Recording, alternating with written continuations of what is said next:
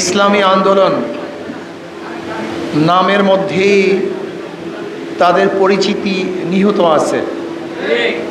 আমরা আন্দোলন করি ইসলামের জন্য। আমাদের সংগ্রাম, আমাদের কাজ, আমাদের কর্মসূচি সব কিছুই ইসলামকে কেন্দ্রিক, ইসলামকে বাস্তবায়নের জন্য। আমরা কি বলি? আমরা বলি যতক্ষণ পর্যন্ত ইসলামী শাসন প্রতিষ্ঠিত না হবে ততদিন পর্যন্ত মানুষের শান্তি, মানুষের মুক্তি আসতে পারে না। ইসলামী হুকুমত হওয়া ব্যতীত বৈষম্য দূর হবে না, জুলুম, নির্যাতন, খুন খারাপি, ধর্ষণ বন্ধ হবে না, হতে পারে না।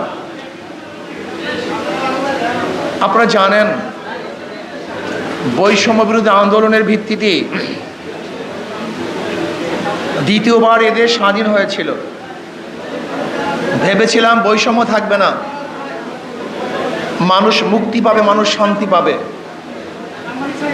এ বাংলাদেশ সবার জন্য নিরাপদ আশ্রয়ের স্থান হবে। বাংলাদেশের যুবক সমাজ কর্মসংস্থান, চরিত্রবান, আদর্শবান, নীতিবান এক যুব সমাজ গড়ার মাধ্যমে আমরা দেশকে গড়তে পারব। আমাদের মা বোনেরা ন্যায্য অধিকার প্রতিষ্ঠিত করতে পারব। আমাদের শ্রমজীবী মানুষদের ন্যায্য অধিকার প্রতিষ্ঠিত করব। বাংলাদেশের প্রত্যেকটা মানুষ স্বাধীন বাংলাদেশে ঘুরবে, জি পড়া থাকবে না। বাংলাদেশ কোনো দেশের অধীনস্থ হবে না, স্বাধীন কান্ট্রি, নিজের সিদ্ধান্ত নিজে গ্রহণ করবে। আমাদের উপরে কেউ আঙ্গুল তুলতে পারবে না। বাংলাদেশের প্রত্যেকটা নাগরিক বুক উঁচা করে বিশ্বের মাঝে দাঁড়াবে। বাংলাদেশের প্রত্যেকটা নাগরিক শিক্ষিত হবে, আদর্শবান হবে, নীতিবান হবে, চরিত্রবান হবে। প্রত্যেকটা দরিদ্র সীমার উপরে চলে যাবে।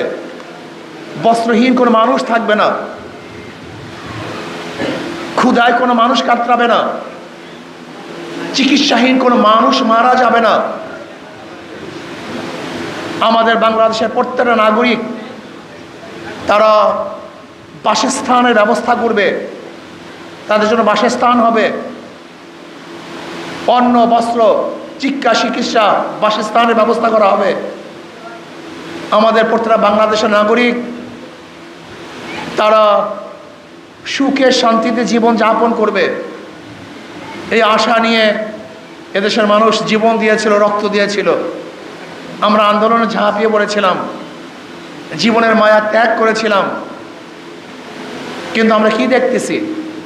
আজও বৈষম্য, আজও দুর্নীতি, আজও জুলুম, আজও অত্যাচার, আরও অবিচার। আজকে আমরা দেখতেছি চাঁদাবাজি, দখলদারি। আমরা কি দেখেছি? যে বিচারকদের উপরে প্রেশার ক্রিয়েট করা হচ্ছে, স্বাধীনভাবে বিচারকরা বিচার করতে পারছে না। ইন্ডিয়ার ভাষা আমরা কথা বলছি, ইন্ডিয়া যা চায় আমরা তা বাস্তবায়নের জন্য পাগল হয়ে গেছি। বর্তমান ইউনূস সরকার ইন্ডিয়ার জন্য ভারী এক পাহাড়, জগদ্দল পাথর।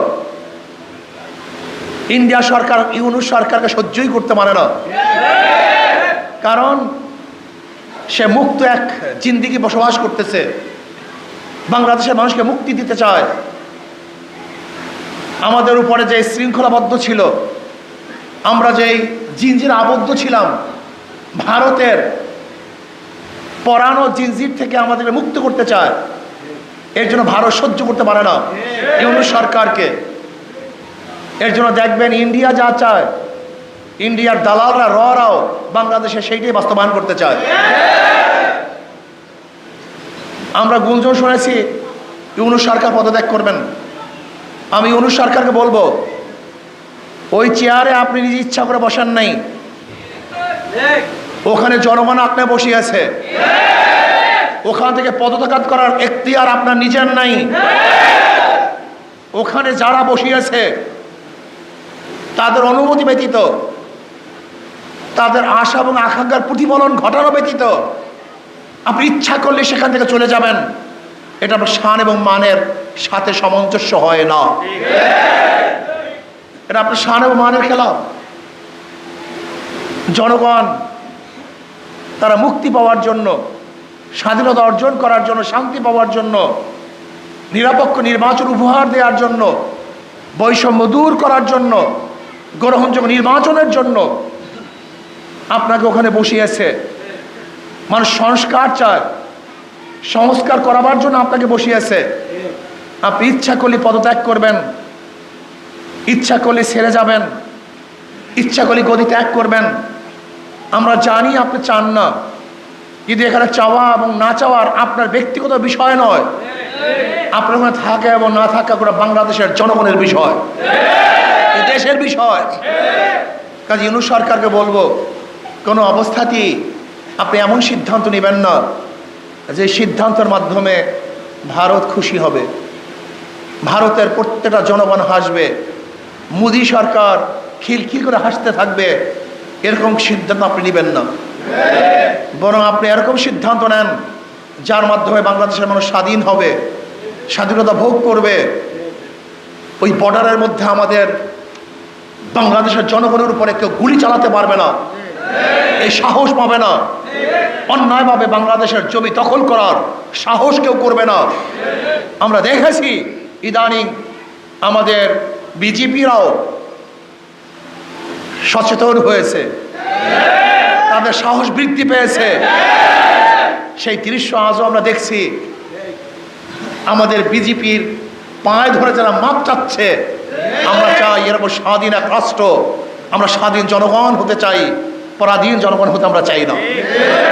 এই জন্য ইউনূস সরকারকে বলবো, আপনি ইচ্ছা করলেই গদি ছাড়বেন, ইচ্ছা করলেই গদিতে বসবেন, এই এখতিয়ার আপনার নাই। জনগণ আপনাকে বসিয়েছে, জনগণের যখন ইচ্ছা হবে তখন ওখান থেকে আপনি নামতে পারবেন, আর জনগণের ইচ্ছার বাহিরে আপনি ওখান থেকে নামতে পারবেন না। ইসলামী আন্দোলন বাংলাদেশ কি চায়?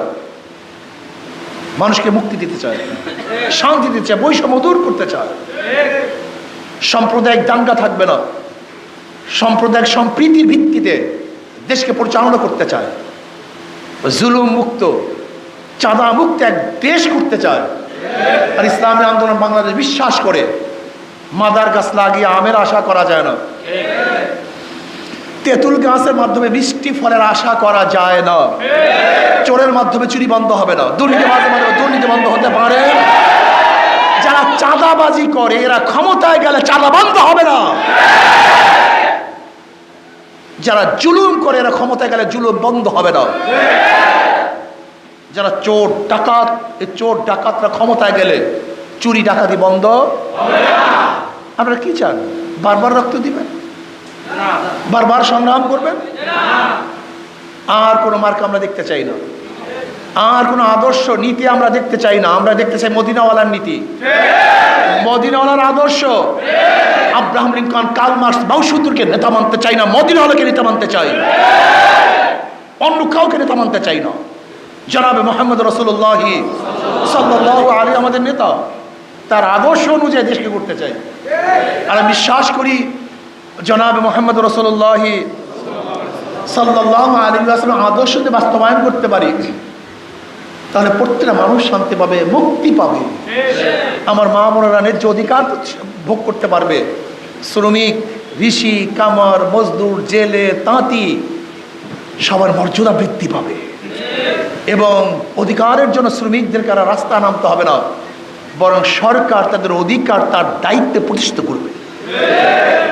এই জন্য আসুন, বিভিন্ন আদর্শ দেখেছেন, ডেমোক্রেসি দেখেছেন, সোশ্যালিজম দেখেছেন, ক্যাপিটালিজম দেখেছেন, কমিউনিজম দেখেছেন, সেকুলারিজম দেখেছেন, সব এজাম বাদ এবার ইসলামী ইজাম আমরা দেখতে চাই।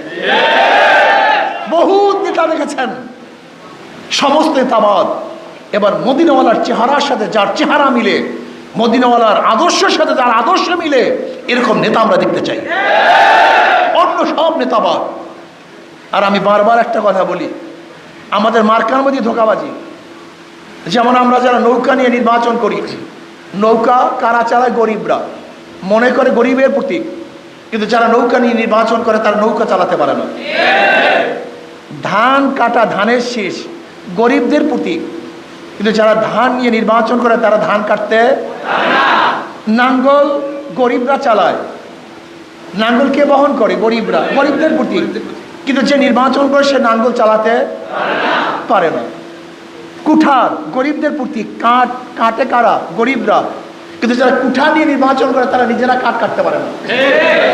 গরুর গাড়ি গরিবদের প্রতীক, গরুর গাড়ি কারা চালায়? গরিবরা, কিন্তু যে গরুর গাড়ির প্রতীক নিয়ে নির্বাচন করে সে নিজে গরুর গাড়ি চালাতে, বুঝাতে পারছি? সবাই প্রতীক নিছে গরিবদের, কিন্তু কেউ কিন্তু গরিব না। প্রত্যেকে প্রতীক নিছে গরিবদের, কিন্তু কেউ সেই গরিবের প্রতীক নিচে চালাতে পারে না। তার মানে তাদের প্রতীকের সাথে ধোঁকাবাজি আছে। কিন্তু ইসলামী আন্দোলনের প্রতীক হলো হাত পাখা। এটি এমন এক প্রতীক যে নির্বাচন করে সেও চালাতে পারে, যারা করে তারাও চালাতে পারে। এটা পুরুষরাও চালাতে পারে, মেয়েরাও চালাতে পারে। সব মার্কা ফেল করে, কিন্তু হাত পাখা ফেল করে না। হাত পাখা শান্তির প্রতীক। কেউ কোনো মার্কা নিয়ে ঘুমায় না, বিছানে রাখে না, নাঙ্গল নিয়ে কেউ ঘুমায় না, ধানের শেষ দিয়ে কেউ ঘুমায় না, নৌকা দিয়ে কেউ ঘুমায় না। হাত পাখা এমন এক প্রতীক, সেটা বুকের মধ্যে কলিজার মধ্যে নিয়ে এসে ঘুমায়।